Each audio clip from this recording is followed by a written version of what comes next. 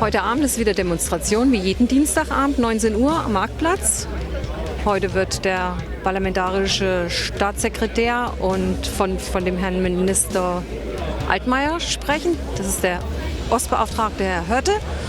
Und wir sind mal gespannt, was er uns zu sagen hat.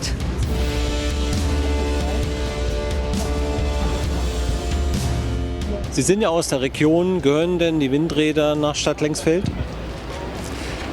Also nach Stadt Lengsfeld schon mal gar nicht. Ist ja eher die Idee, dass sie auf den Höhenzug kommen. Ich wohne ja direkt auf der anderen Seite des Höhenzuges, kann also von mir zu Hause wunderbar auf den Höhenzug des Stadt Lengsfelder Waldes schauen. Und ich glaube, es ist keine gute Idee, flächendeckend in Wäldern, insbesondere dort, wo es Widerstände gibt, Windräder hinzubauen.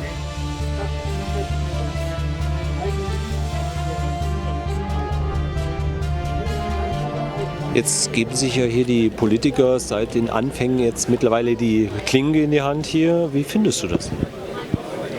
Nun ja, wir haben gesagt, wir geben jedem die Möglichkeit, dass er sich hier äußern kann, jeder Partei.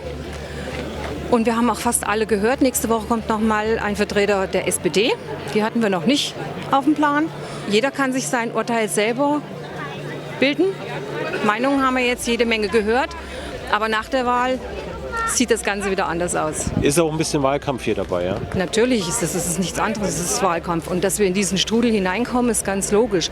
Und so nah kommen wir auch nie wieder an diese Politiker, schon gar nicht nach der Wahl. Da wird sich dann kaum einer für uns interessieren. Wir werden sehr aufmerksam beobachten, dass die Wahlversprechungen, die sie vor der Wahl abgeben, dass diese Versprechen auch nachher noch Bestand haben. Die Windkraft ist ja auch von den Politikern ins Leben gerufen worden. Und deswegen erwarte ich auch, dass Politiker soweit vernünftig sind und das Ganze wieder zurücknehmen. Also ich finde es gut und richtig. Und die Politiker, die hier sind, sind willkommen. Die müssen nicht alle unserer Meinung sein. Aber dafür ist ja auch ein Dialog da. Meine persönliche Einstellung dazu ist, dass hier Wahlkampfveranstaltungen gegeben werden, dass hier jeder politischen Fraktion Redefreiheit angeboten wird. Das ist auf einer Seite gut so, aber hier werden teilweise Andeutungen und Versprechungen gemacht, die vor unseren Landtagswahlen teilweise unglaubwürdig sind, teilweise schon herbeigezogen sind. Ich möchte da jetzt nicht speziell auf eine Fraktion eingehen. Wir hoffen und wir stehen hier gegen die Windkraft im Wald und können nur hoffen, dass das entsprechend auch Gehör bei den Politikern findet. Was können Sie denn jetzt hier für die Einwohner tun?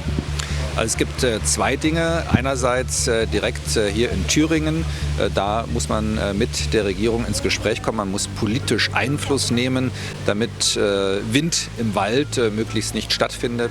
Wir wollen sowohl auf Landesebene als auch auf Bundesebene als Union die sogenannte 10H-Regelung, also einen Mindestabstand von dem Zehnfachen der Nabenhöhe, und wir wollen darüber hinaus den Privilegierungstatbestand im Außenbereich für Windkraft abschaffen, sodass direkt vor Ort entschieden werden kann, ob und wo Windräder gebaut werden. Das heißt, wenn in den Kommunen das gewollt und unterstützt wird, dass Windräder aufgebaut werden, etwa weil man selbst davon profitiert als Gewerbesteuereinnehmer, dann wollen wir das gerne unterstützen. Aber dort, wo es vor Ort auf keinen Fall gewollt ist, da wollen wir auch gerne die Möglichkeit geben, dass man sich dagegen wehren kann.